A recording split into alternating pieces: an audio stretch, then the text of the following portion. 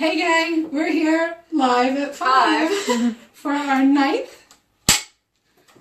Ask a Realtor Show.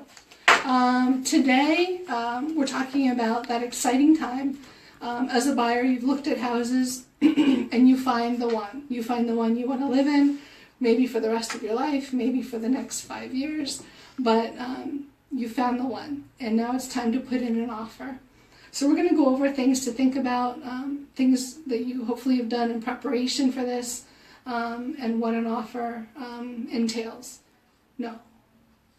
We're going to touch on that. See, we keep falling into the week the after next one. thing. Yeah. So Courtney, what's the first thing a buyer should do? Get pre-qualified for your loan. This is the most important thing because you can't put an offer in without a pre-qualification letter. So your agent, before they put in the offer, is going to ask you for that.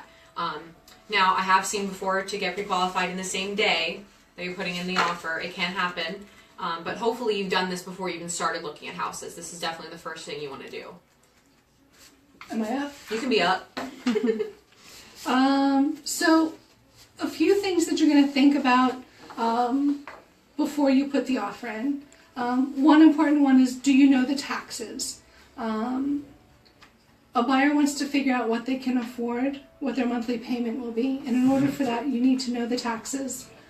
And also you need to know if the house is located in a school district that is reassessing taxes. In other words, is there a possibility that the taxes could go up after you buy the house? Yeah. What will your monthly payment be? You can email or text or call your lender, or you can ask the agent to do the same. You just give them the purchase price that you're going with the offer, the tax amount.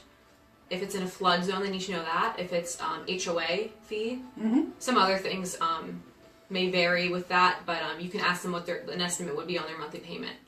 Very good. Yeah. Is that it? We have a lot of questions, but Yeah. they're short. Does the house require flood insurance? You just said that.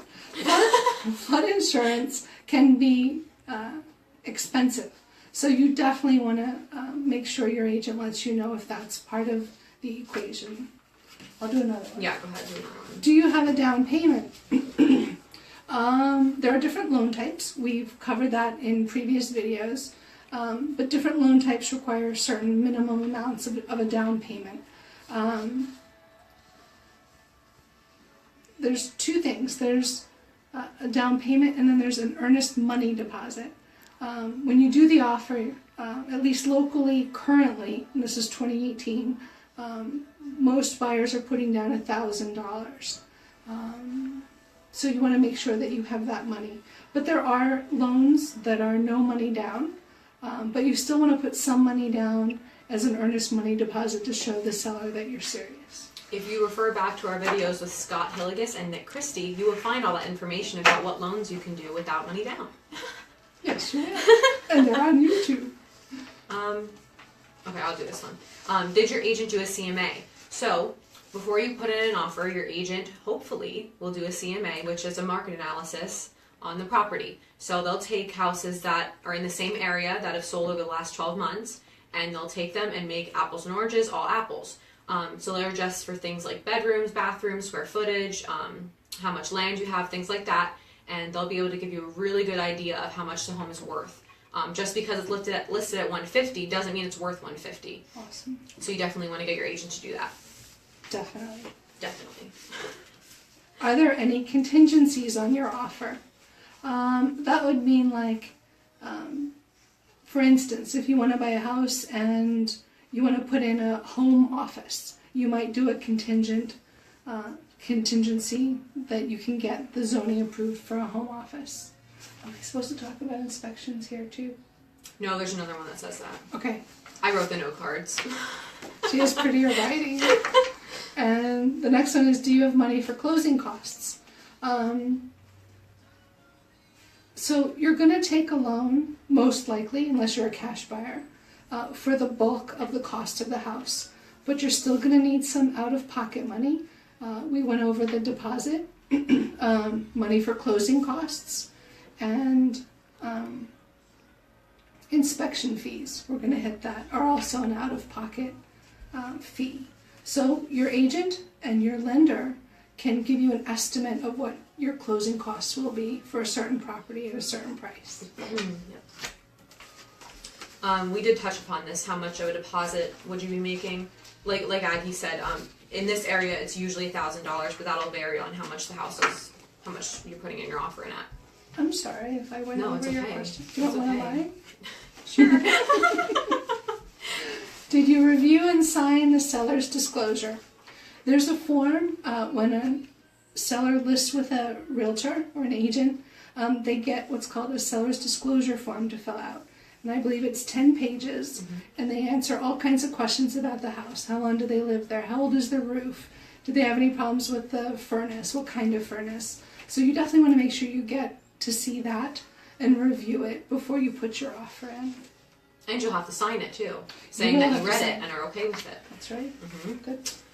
Did you research the area? So you're going to want to look at the school systems, what the neighbors are like maybe, if there's crime in the area, whatever else you want to know. You can find everything online now. Yeah, distances to grocery stores. Yeah, where your work is, see if you're Time okay. frame, yeah. But it's important to look at all of that.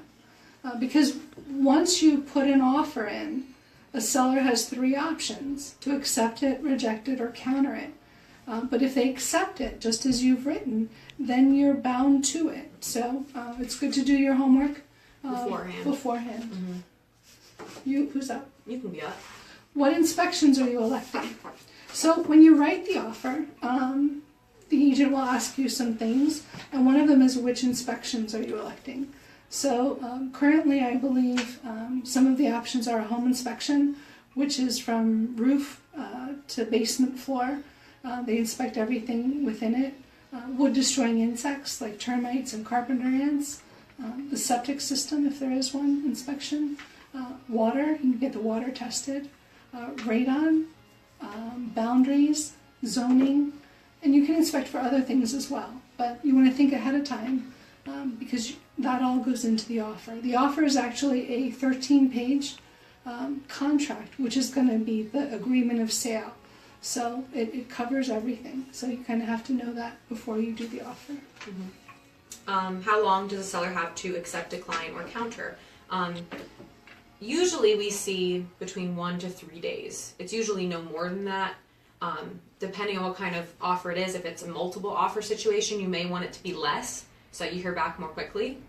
It kind of just depends. I don't know what else. I'm smiling because you see yourself. We had 3 people watching. Oh. Hi to the 3 people that are watching.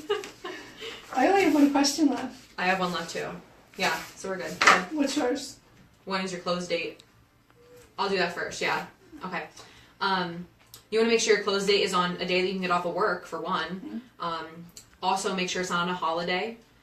I've done that before by mistake, and I think you caught it because I didn't know it was a holiday.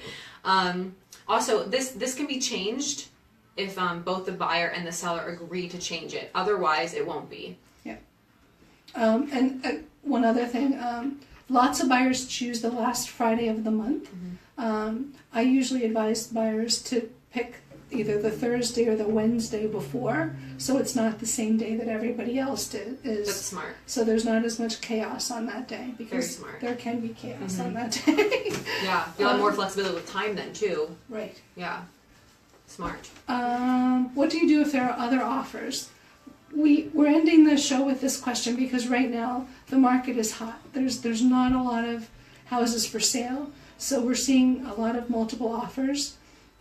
Your agent should be calling the listing agent before you put the offer in and saying, are there any other offers expected in or in on the property?